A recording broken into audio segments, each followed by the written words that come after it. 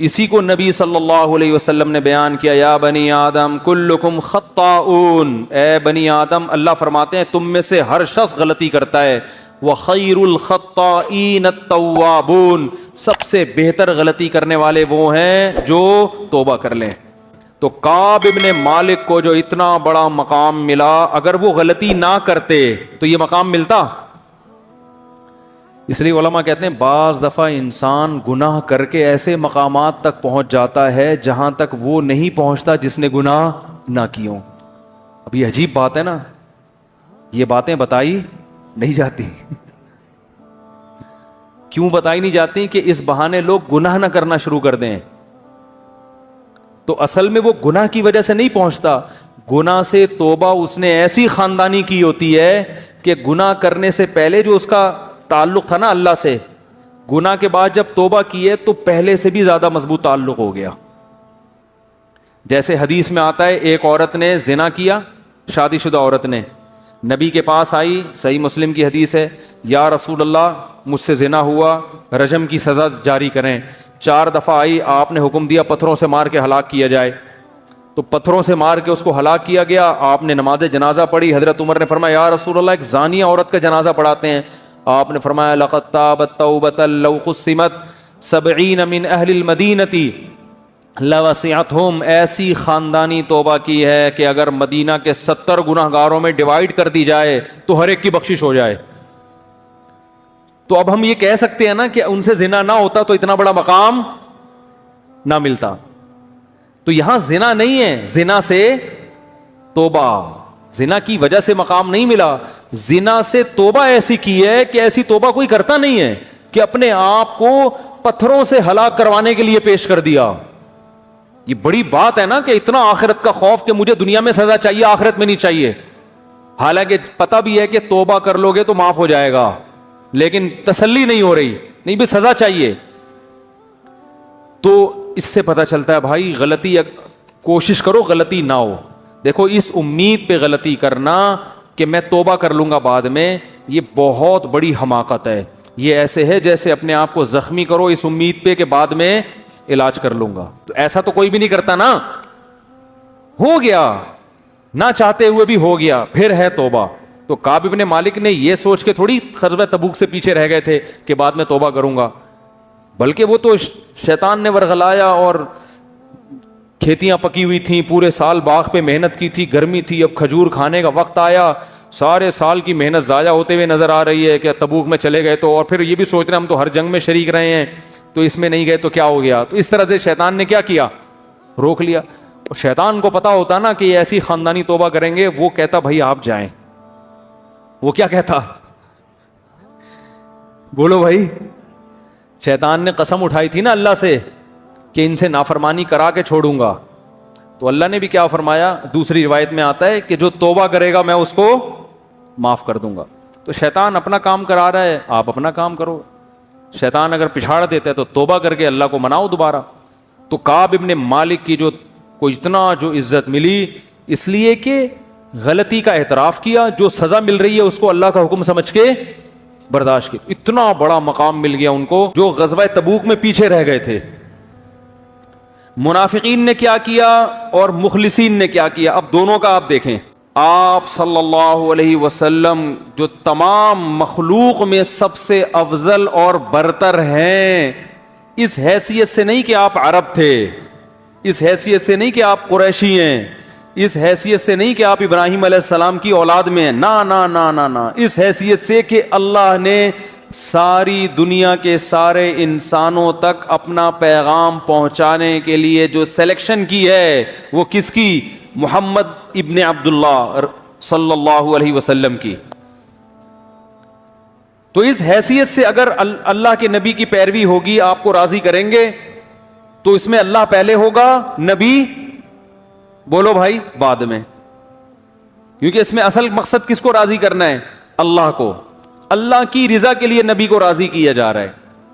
منافق کیا کرتے تھے کہ جب تبوک سے واپسی پر وہ یہ دیکھا انہوں نے، بلکہ بعض مخلص صحابہ بھی جو غزوہ تبوک میں پیچھے رہ گئے تھے، منافقین نے کیا کیا اور مخلصین نے کیا کیا، اب دونوں کا آپ دیکھیں۔ منافقین نے کیا کیا؟ انہوں نے کہا کہ جا کے نبی کے سامنے، نبی صلی اللہ علیہ وسلم ہم پہ غضبناک ہوں گے کہ اتنی سخت مصیبت میں تم نے ہمارا ساتھ کیوں نہیں دیا۔ منافقین نے آپس میں مشورہ کیا کہ ہم نبی کو تکلیف میں دیکھنا، بولو بھائی، نہیں چاہتے، تو جھوٹ بول دو جا کے کہ ہمیں یہ عذر تھا، یہ عذر تھا، تو نبی صلی اللہ علیہ وسلم کو تکلیف بھی نہیں ہوگی، آپ ہم سے خوش بھی ہو جائیں گے۔ تو یہ وہ خوشی ہے جس میں آپ صلی اللہ علیہ وسلم کی ذات کو ملحوظ رکھا جا رہا ہے، آپ صلی اللہ علیہ وسلم کو من حیث الرسول راضی کرنے کی کوشش نہیں کی جا رہی، کیونکہ رسول کی حیثیت سے آپ کو راضی کرتے تو کہتے پہلے اللہ، اور اللہ جھوٹ بولنے پر راضی، بولو بھائی، نہیں ہوتا۔ انہی کے لیے اللہ نے فرمایا اے نبی اگر آپ ان سے راضی ہو بھی گئے اللہ نہیں ہوگا راضی، ان کو بتا دیں، ٹھیک ہے، نبی کو خوش کر لو، اللہ راضی نہیں ہوگا۔ اور جو مخلص تھے ہلال ابن امیہ، کعب ابن مالک، مرارہ ابن ربیع رضی اللہ عنہم، یہ تین صحابی مخلص تھے، یہ پیچھے رہ گئے۔ انہوں نے کیا سوچا کہ بھائی نبی کی رضا بذات خود مقصود نہیں ہے، وہ مقصود ہے اللہ کی وجہ سے، تو آج ہم سچ بولیں گے نبی ناراض ہو جائیں گے، لیکن اگر جھوٹ بولے تو نبی تو خوش ہو جائیں گے لیکن اللہ ناراض۔ تو انہوں نے صاف صاف آ کے کہا، جب رسول اللہ صلی اللہ علیہ وسلم نے کعب ابن مالک سے پوچھا الم تکن قد ابتعت ظہرک، اے کعب ابن مالک تمہارے پاس سواری نہیں تھی تبوک میں جانے کے لیے؟ تو انہوں نے کیا فرمایا، یا رسول اللہ سب کچھ میرے پاس موجود تھا، کوئی عذر نہیں، کوئی عذر نہیں پیش کر سکتا میں۔ آپ صلی اللہ علیہ وسلم کا چہرہ غصے سے، بولو بھائی، سرخ ہو گیا۔ دیکھو تکلیف ہو رہی ہے نا آپ کو، لیکن کعب بن مالک کیا سوچ رہے ہیں، بھائی اگر اللہ کو ناراض کر کے اللہ ناراض ہو جائے گا، میں بھی، وہ فرماتے ہیں کہ مجھے اتنے لوگوں نے ورغلایا کہ جھوٹ بول دو، کہ قریب تھا کہ میں بھی کچھ، بھائی نبی کی یہ تکلیف تو نہیں دیکھی جاتی تھی نا صحابہ سے، تو وہ کیا کہتے ہیں، میں نے کہا یا رسول اللہ کوئی عذر میرے پاس نہیں۔ آپ کا چہرہ انور غصے سے کیا ہو گیا، سرخ، اور آپ نے فرمایا قم، اڑ جاؤ یہاں سے۔ صحابہ کے لیے یہ جملہ پہاڑ سے کم نہیں تھا، جتنا ان کو عشق و محبت تھی نا نبی سے، ان کے لیے یہ جملہ، یہ کہنا آسان ہے، جس پہ گزری ہوگی وہ جانتا ہے اس جملے کا وزن کیا تھا۔ قم حتی یقضی اللہ فیک، ان بچوں کو کنٹرول کریں بھائی، یار مسجد کے کوئی خادم ہے نا، اوپر جا کے ذرا بچے شور مچا رہے ہیں۔ قم حتی یقضی اللہ فیک، اٹھ جاؤ یہاں سے، اللہ تمہارے بارے میں فیصلہ کرے گا۔ اور یہ بھی نہیں کہ وقتی جذبات ہوں، آپ صلی اللہ علیہ وسلم نے تینوں صحابہ کے بارے میں حکم دیا کوئی ان سے بات چیت نہیں کرے، اتنا سخت بائیکاٹ کروایا کہ فرماتے ہیں کہ ہمارے لیے مدینہ کی گلیاں اجنبی ہو گئی تھیں، حتیٰ کہ ان کی بیویوں نے بھی نبی سے آ کے پوچھا یا رسول اللہ ہمیں ساتھ رہنے کی اجازت ہے؟ آپ نے فرمایا تم بھی علیحدگی اختیار کر لو، بیویوں کو حکم دیا۔ دو صحابی تھے، ان کی بیویوں کو بوڑھے ہونے کی وجہ سے خدمت کی اجازت دے دی، باقی کعب بن مالک جوان تھے، ان کی بیوی کو بھی حکم دیا علیحدگی اختیار کر لو۔ یہ وہ لوگ تھے جو ہر جنگ میں نبی کے ساتھ شریک رہے ہیں، کیسے ان کے دل میں خیالات آئے ہوں گے کہ یار ہم نے بدر میں بھی ساتھ دیا، ہم نے احد میں بھی ساتھ دیا، ہم نے خندق میں بھی ساتھ دیا، شیطان ورغلا سکتا ہے نا، ایک جنگ میں اگر ہم پیچھے رہ گئے تو ہمارے ساتھ معاذ اللہ یہ سلوک ہو رہا ہے۔ تو کعب ابن مالک رضی اللہ تعالی عنہ غزوہ احد میں بھی شریک رہے، غزوہ خندق میں بھی، وہ کہہ سکتے تھے میں سب میں شریک رہا، تو میرا ایسا بائیکاٹ کہ مجھے کہا جا رہا ہے مجلس سے اٹھ کے چلے جاؤ۔ ہم جیسے نالائق ہوتے تو کیا حال ہوتا ہمارا، ذرا ذرا سی بات پہ کیسے ہم لال پیلے ہو جاتے ہیں۔ وہ چلے گئے اٹھ کے، کیوں؟ اس لیے کہ وہ نبی کی ذات کو نہیں دیکھ رہے۔ بھائی کسی سے ذاتی جب مسئلہ ہو، کسی سے ذاتی محبت ہو، ذات کا مسئلہ ہو، تو وہ اتنا برداشت، بولتے کیوں نہیں کرتا، باس کو برداشت نہیں کرتے لوگ۔ وہ یہ دیکھ رہے ہیں کہ یہ اللہ کے کیا ہیں، نمائندے ہیں۔ بھائی جب اللہ کسی بات کا، یہ جو کہہ رہے ہیں نا چلے جاؤ، تو یہ نہیں کہہ رہے، کون کہہ رہا ہے، اللہ کہہ رہا ہے، یہاں اکڑ دکھانا یہ اللہ کے سامنے اکڑ دکھانا ہے جس نے ہمیں پیدا کیا. تو صحابہ جو رسول اللہ صلی اللہ علیہ وسلم کو دیکھتے تھے وہ اس حیثیت سے کہ آپ محمد ابن عبداللہ نہیں ہیں, آپ سید الانبیاء اور رسول اللہ ہیں. کتنی قربانیاں, لیکن نبی نے حکم دیا بیوی کو بھی الگ ہو جاؤ. اکیلے فرماتے ہیں کعب ابن مالک میں 40 دن اس حال میں رہا ہوں کہ قرآن نے میری کیفیت کو بیان کیا. ضاقت علیہم الارض بما رحبت, زمین اپنی کشادگی کے باوجود کیا ہو گئی, تنگ ہو گئی, ایسی زمین ہو گئی.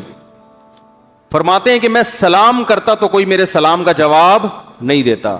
اسی دوران فارس کے بادشاہ نے ایک لیٹر بھیجا, خط بھیجا آپ کے پاس کہ ہم نے سنا ہے کہ تمہارے ساتھیوں نے تمہیں جو مقام ملنا چاہیے وہ مقام نہیں دیا, تم عزت دار آدمی ہو, تمہارے ساتھ یہ کچھ ہو رہا ہے, آ جاؤ ہمارے پاس. کتنی بڑی آزمائش تھی کہ نہیں تھی. دشمن فائدہ اٹھاتا ہے نا ایسے موقع پہ, اور کتنا پروٹوکول ملتا ہے جب فارس چلے جاتے, فوراً وزارت مل جاتی ہے. یہاں کیا مل رہا ہے, اتنی قربانیوں کے باوجود ایک غلطی پر بائیکاٹ, اور یہ پتہ بھی نہیں ہے کہ یہ بائیکاٹ کبھی ختم بھی ہوگا کہ نہیں. کعب ابن مالک کہہ رہے تھے کہ مجھے یہ خوف تھا کہ اس حال میں میری کہیں موت نہ ہو جائے, میری موت اس حال میں ہو کہ نبی صلی اللہ علیہ وسلم مجھ سے ناراض ہو تو میرا بنے گا کیا. تو جیسے ہی وہ خط ملا ہے نا بادشاہ کا, آپ فرماتے ہیں میں نے کہا اللہ نے ایک آزمائش مجھے دی تھی, میں اس میں ناکام ہو گیا, تبوک میں شریک نہیں ہوا, یہ دوسری آزمائش میں بھی کہیں ناکام نہ ہو جاؤں. اسے پھاڑ کے آگ میں پھینک دیا اس خط کو. 40 دن اسی طرح گزرے ہیں کہ پھر آپ صلی اللہ علیہ وسلم نے فجر کی نماز کے بعد صحابہ کی طرف رخ کیا اور فرمایا کہ آپ کا چہرہ جو ہے نا 14ویں کے چاند کی طرح چمک رہا تھا. آپ نے فرمایا کہ کعب ابن مالک کو خوشخبری سنا دو اور ان 2 صحابی کو بھی کہ اللہ نے ان کی توبہ قبول کر لی ہے. تو صحابہ اتنے خوش ہوئے. جب کوئی خوشی کی خبر کسی دوست کو پہنچانی ہو تو ہر آدمی کوشش کرتا ہے میں بتاؤں.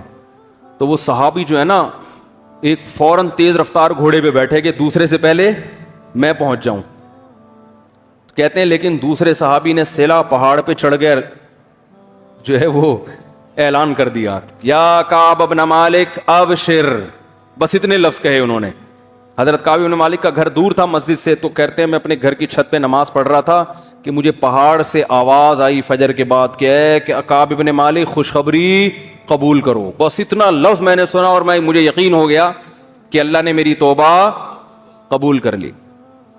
تو وہ جو گھوڑے پر بیٹھ کے گئے تھے نا, وہ کہتے ہیں آواز گھوڑے کی اس رفتار سے تیز. اس زمانے میں جیٹ طیارے نہیں ایجاد ہوئے تھے جو آواز سے بھی تیز ہوتے ہیں, ورنہ وہ طیارے میں بیٹھ کے چلے جاتے.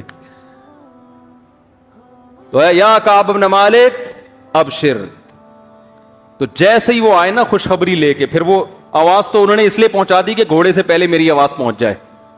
تو جیسے ہی آواز پہنچی ہے تو 2 صحابی نے خوشخبری دی تھی, ایک گھوڑے پہ آئے اور دوسرے وہیں سے اعلان کر کے پھر پیدل آ گئے. انہوں نے کہا جو بات تھی پہنچانی تھی پارسل تو کر دی ہے, اب آرام آرام سے آ جاؤ. تو جب یہ آئے ہیں تو حضرت کعب ابن مالک اتنے خوش تھے, فرماتے ہیں میرے پاس صرف ایک کرتا تھا اور کچھ بھی نہیں تھا, تو میں نے وہی ان کو ہدیہ کر دیا, 2 کرتے یا 1 کرتا, کیونکہ انہوں نے خوشخبری سنائی ہے نا. آج ایک اور بات بھی ہے, ہمارے ہاں تھینک یو سے آگے لوگ بڑھنے کے لیے تیار, کسی کے ساتھ کچھ بھی کر لو سوائے شکریہ تھینک یو اس کے علاوہ کخ بھی نہیں کرے گا. اور رفیع بھائی پہلے رشتوں کا کام کر رہے تھے نا, میں نے ان سے کہا فیس رکھیں, کہہ رہے ہیں نہیں یار, تو بیچارے اتنے خون پسینے بہا کے کسی کا نکاح کراؤ, روکڑا جیب سے, چلو اگلے نے فیس نہیں رکھی, آپ خوش ہو کے ہدیہ دے دو بھائی, کیا خیال ہے یار آپ نے مجھے رشتہ دلا دیا, میں تو عرصے سے تلاش کر رہا تھا, آپ کا بہت شکریہ, یہ میری طرف سے آپ کے لیے کیا ہے, گفٹ ہے. یہ خاندانی ہونے کی علامت ہوتی ہے انسان کے. نہیں جی ہاں کچھ لوگ ہیں الحمدللہ, رفیع بھائی نے بتایا کچھ لوگوں نے بہت کوشش کی کہ نہیں بھائی ہم آپ کو گفٹ دیں گے, لیکن انہوں نے بھی نہیں لیا. پھر وہ بھی انہوں نے کہا خاندانی چل رہا ہے تو پھر آؤ مقابلہ کرو, تم دو ہم نہیں لیں گے. تو لیکن میجورٹی کی جو ہمارے قوم کی حالت ہے نا, یہ ان سے نچوڑ کے نکالو تو ٹھیک ہے, ٹوپیاں کرا کے پیسے کماؤ, چیزیں پہناؤ ان کو, پھر پیسے نکالو تو ڈبل دے دیں گے. تو یہ صحابہ کی سنت ہے. انہوں نے کہا خوشخبری دی ہے انہوں نے مجھے, اتنی اچھی خبر ہے تو اچھی خبر پہ کچھ تو ہونا چاہیے نا. تو جب کوئی اچھی خبر دیا کرے نا, کچھ نہ کچھ کوئی خوشخبری سنایا کرے, کچھ گفٹ دے دیا کرے اس کو. تو خیمے میں خیر مسجد میں آیا تو میں نے دیکھا کہ استنار وجہہ کأن وجہہ قطعۃ قمر, آپ کا چہرہ ایسے چمک رہا تھا جیسے چاند کا ٹکڑا. اور بشارت کے الفاظ جو نبی کی زبان سے نکلے اس وقت, یا کعب بن مالک ابشر بخیر یوم مر علیک منذ ولدتک امک. کیا مزہ آیا ہوگا حضرت کعب بن مالک کو یہ سن کے. اے کعب میں تجھے خوشخبری دیتا ہوں ایسے دن کی کہ جب سے تیری ماں نے تجھے جنا ہے ایسا خوشی کا دن آج تک تیری زندگی میں نہیں آیا. ایسے دن کی مبارکباد. ہم مبارکباد دیتے ہیں, بھائی عید کا دن ہے مبارک ہو, آپ کی شادی ہو گئی سمجھ میں نہیں آ رہا مبارک دیں یا کیا, ابھی تو بعد میں پتہ چلے گا, آپ کے بچہ پیدا ہو گیا مبارک ہو, ایسا ہی ہوتا ہے نا. یہ الفاظ ہم نے کسی کو کہے ہیں کہ آج ایسا دن ہے کہ جب سے پیدا ہوئے ایسا دن آپ کی خوشی کا آپ کی زندگی میں نہیں آیا, تو ایسی خوشی کے دن کی مبارکباد. تو نبی کے الفاظ کیا ہیں, ابشر بخیر یوم, سب سے بہترین دن, یعنی خوشی کے لحاظ سے. ویسے تو بہترین دن وہ تھا جس دن آپ نے اسلام قبول کیا نا, لیکن خوشی جس دن سب سے زیادہ ہو رہی ہے, آپ نے فرمایا جب سے تمہاری ماں نے تمہیں جنا ہے ایسا خوشی کا دن تمہاری زندگی میں نہیں آیا, اس دن کی مبارکباد قبول کرو. تو اب جو میں بتانا چاہ رہا ہوں نا, اتنا لمبا واقعہ میں نے جو کھینچا ہے, آگے سنو جو میں سمجھانا چاہ رہا ہوں کہ اسلام میں سب کچھ کیا ہے, اللہ پیغمبروں کو بھیجتا ہے اپنے انٹروڈکشن کے لیے. اللہ چاہتا ہے سب کس کی طرف آئیں, ففروا الی اللہ, اللہ کی طرف دوڑو. اللہ کے سوا کسی ذات کو مقصود بنا لو گے اللہ کو پسند نہیں ہے. اور یہی نبی صلی اللہ علیہ وسلم نے اپنی امت کا ذہن بنایا, اور قرآن بھی یہی کہتا ہے. تو اب دیکھو کیوں نبی کی ٹریننگ کیسی تھی, صحابہ کو کیسا نبی نے, یہ جو فلسفہ میں آپ کو بتا رہا ہوں یہ رسول اللہ صلی اللہ علیہ وسلم نے صحابہ کو کیسا دماغ میں ان کے اتارا تھا. جب نبی نے یہ خوشخبری سنائی ہے, ابشر بخیر یوم مر علیک منذ ولدتک امک, اے کعب تیری ماں نے جب سے تجھے جنا ہے اس دن سے لے کے آج تک تیری زندگی کا جو سب سے خوشی کا دن ہے اس کی خوشخبری قبول کر, اس کی مبارکباد قبول کر.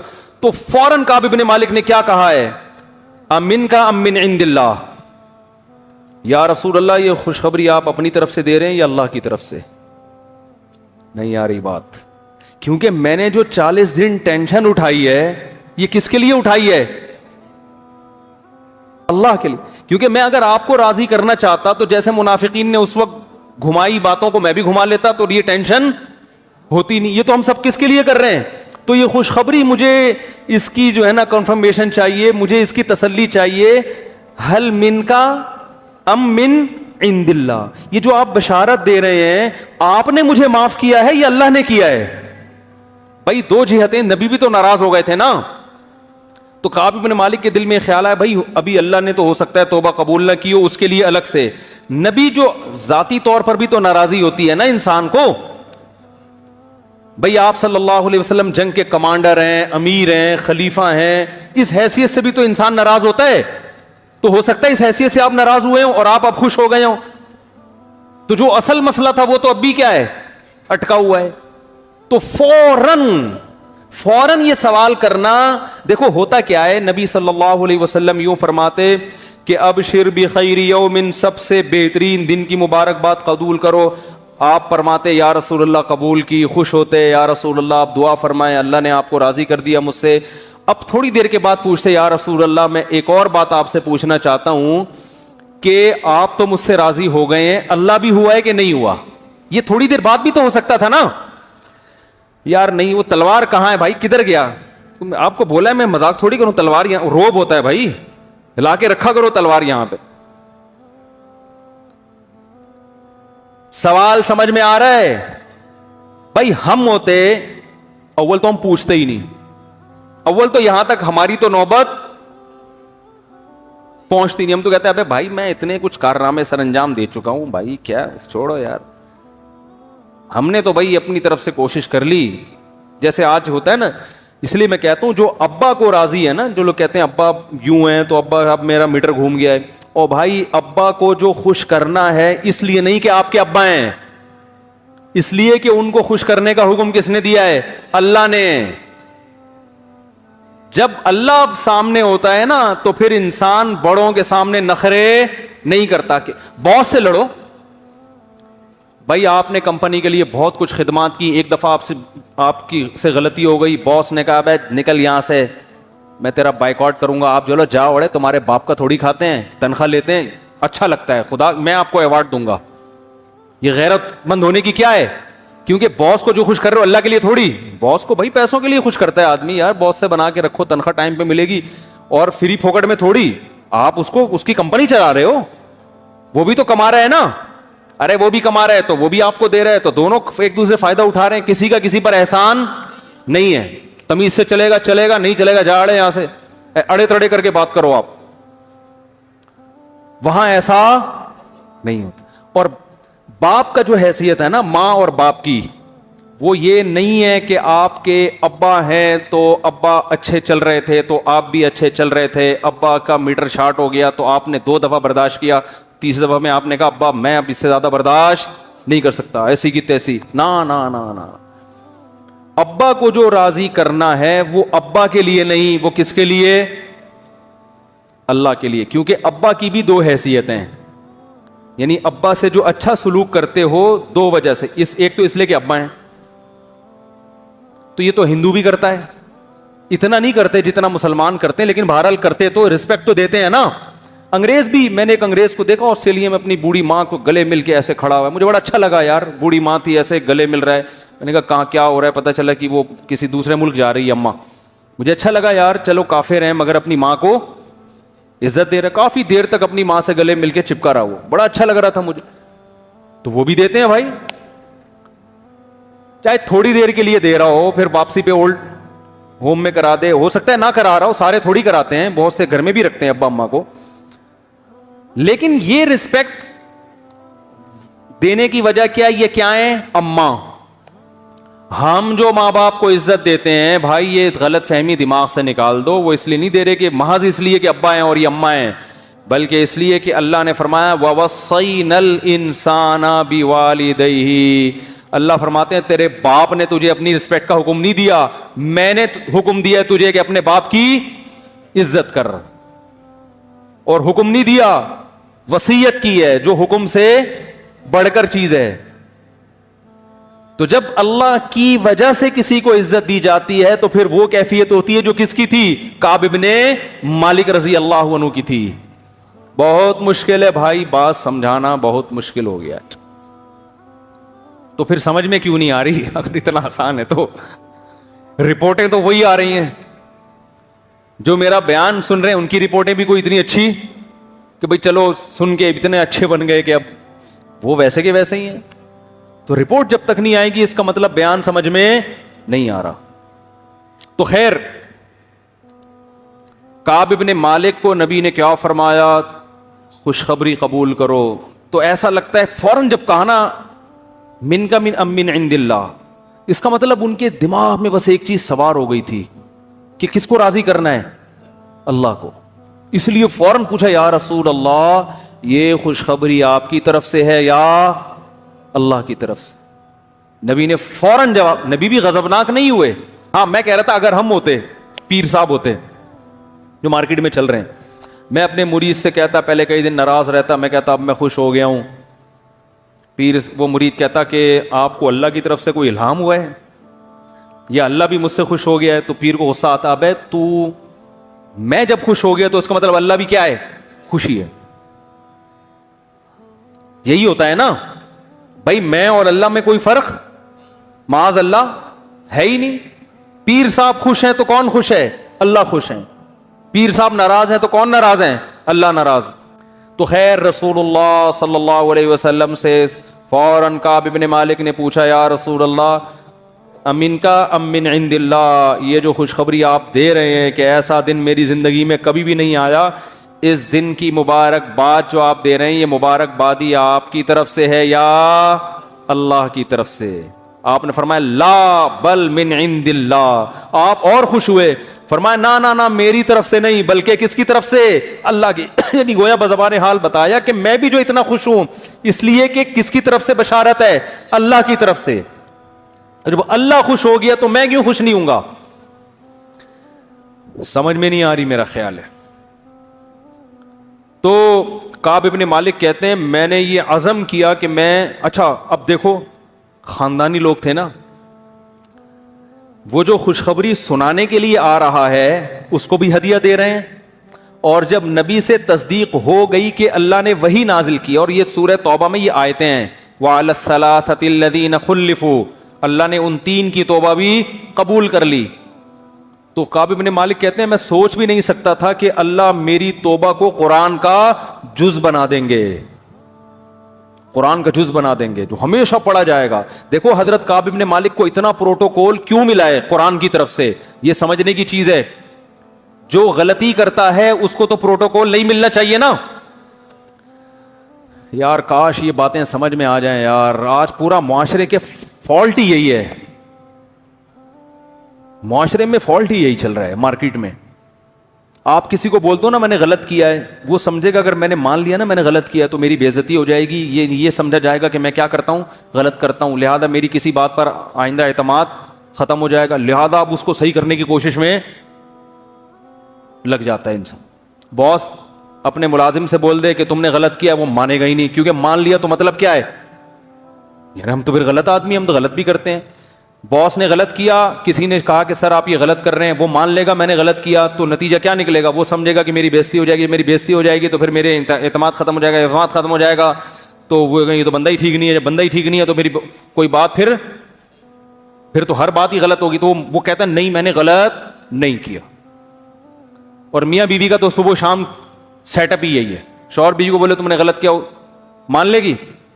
ہو ہی نہیں سکتا. میں غلط, اور بیوی شوہر کو بولے تم نے غلط کیا ہے, وہ پہلے سے اعتراف کر کے بیٹھا ہوا ہوتا ہے میں نے کبھی صحیح بھی کیا ہے, یعنی مطلب وہ بھی نہیں مانتا. پہلے میں نے صحیح کہا تھا اب تھوڑا سا چینج کر رہا ہوں اپنا بیان. وہ بھی نہیں مانے گا, اور حقیقت ہے نہیں مانتے. چینج نہیں کر رہا, حقیقت بیان کر رہا ہوں, واقعی نہیں مانتے. ہمارے پاس کیس آتے رہتے نا, اپنی غلطی کمبخت کوئی سننے کے لیے تیار نہیں ہے, ماننا تو دور کی بات, ماننا تو دور کی بات.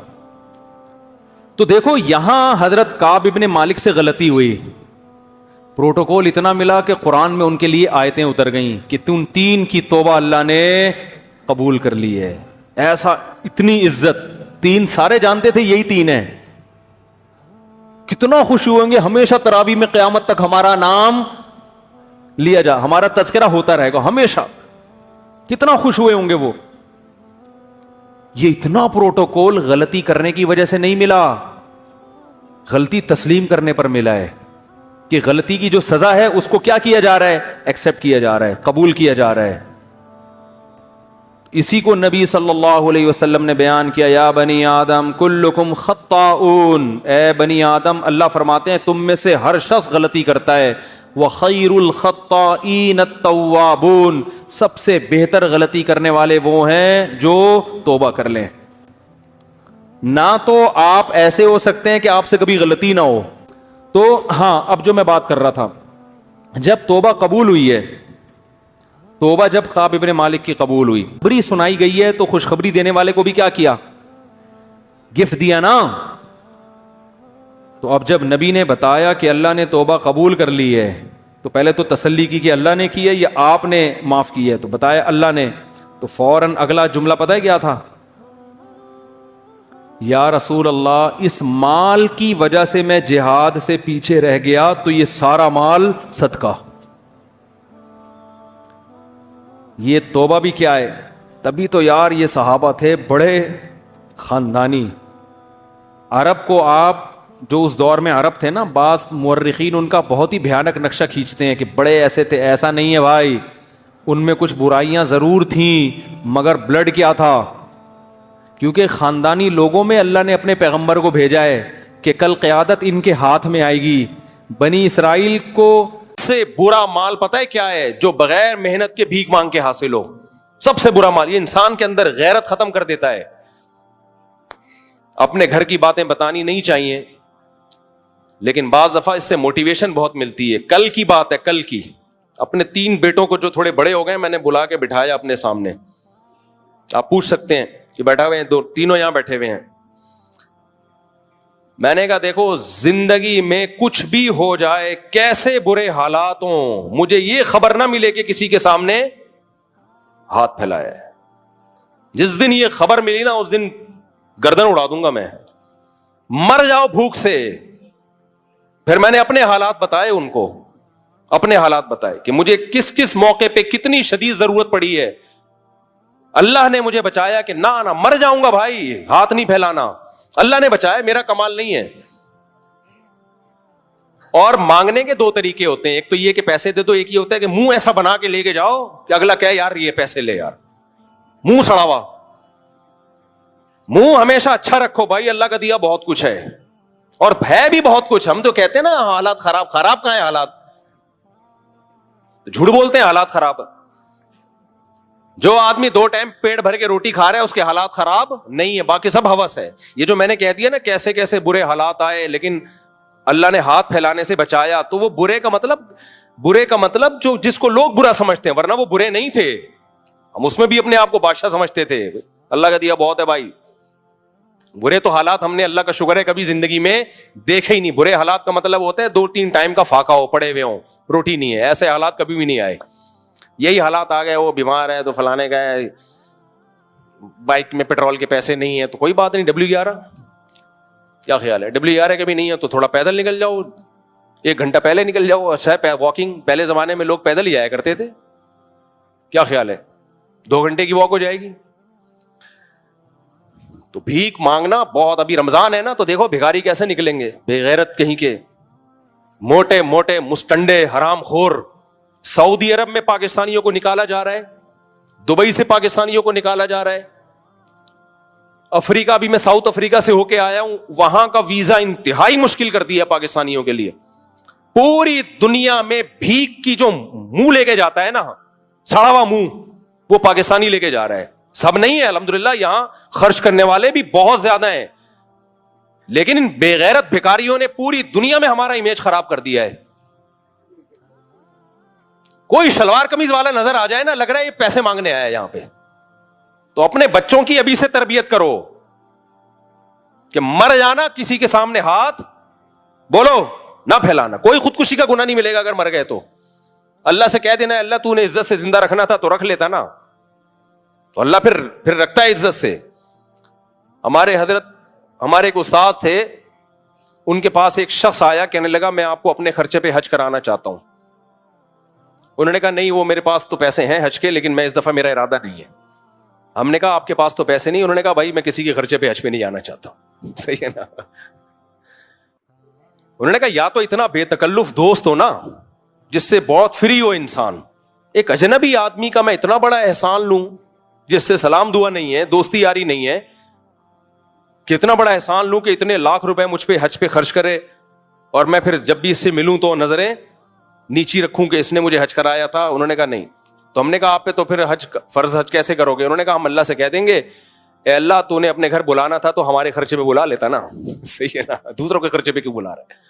ہاں جس سے انسان کی بے تکلفی ہو نا وہ ایک الگ بات ہے. بے تکلفی ہو, دوستی یاری ہو, وہ ایک الگ بات ہے. جب بے تکلفی نہیں ہے, جان پہچان نہیں ہے, آپ کو جی ہم اپنے خرچے پہ حج کراتے ہیں, بھائی ہم آپ کو جانتے نہیں ہیں. یہ تھوڑی کہ جو بھی پیسے تھے آپ نے جیب میں رکھ کے نکل لیے. تو جس سے بے تکلفی ہوتی ہے. بھیک کا مطلب کیا ہوتا ہے؟ بھیک کا مطلب یہ ہوتا ہے جب آپ اس سے پیسے لے رہے ہو تو آپ کو تھوڑا سا احساس ہوتا ہے کہ اگلے کا احسان لے رہا ہوں میں. اٹ از کالڈ بھیک. ہدیے میں یہ نہیں ہوتا. ہدیے میں یہ نہیں ہوتا. ہدیے میں الٹا ہوتا ہے. جب کوئی گفٹ دے رہا ہوتا ہے تو لینے والے کا احسان ہوتا ہے کہ آپ ہمیں گفٹ دے رہے ہیں, آپ نے ایکسپٹ کر لیا, آپ کے بڑا شکریہ. مجھے کتنی آفریں حجوں کی آئی ہیں, عمروں کی آئی ہیں, میں نے زندگی میں صرف 2 حج کیے ہیں. آپ کا کیا خیال ہے مجھے ہر سال آفر نہیں آتی ہوگی؟ نہیں آئی میرا خیال ہے بات. میں مشہور تو 2014 سے ہوں اور بہت سارے لوگوں سے تعلقات تو 2006 سے ہیں. تو میں ہر سال حج پہ جا سکتا ہوں دوسروں کے خرچوں پہ, لیکن میں نے زندگی میں صرف کتنے حج کیے ہیں؟ 2 حج کیے ہیں. اور حالانکہ آفر ہر سال کی ہے. پہلا حج میں نے کیا وہ تو جامعۃ الرشید نے کرایا, اور وہ بڑے مخلص لوگ تھے. اس وقت تو میری جیب میں دیلا نہیں ہوتا تھا, تو ہمارے بڑے تھے, ان سے تو خدمت لینا, یہ تو بڑے ماں باپ کا تو احسان نہیں ہوتا نا. ماں باپ تو جو کر رہے ہیں وہ تو احسان تو ہے, لیکن یہ کہ وہ احسان لینا تو فخر کی چیز ہے نا. دوسرا حج جو میں نے کیا تو بیچ میں بہت لوگوں کی آفریں آئیں حج کے لیے.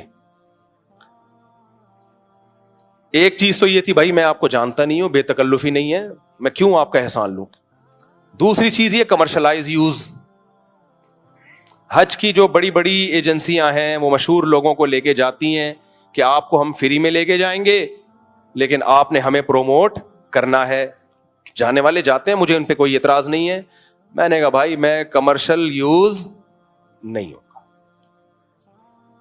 بھائی یہ کوئی ناجائز ہے؟ بھائی ناجائز نہیں ہے, یہ علماء کے وقار کے خلاف ہے کہ اللہ کا رسول کا نام دنیا میں بیان کر کے آپ نے اپنے آپ کو مشہور کیا, اب آپ اس شہرت کا منجن بیچنا شروع کر دیں.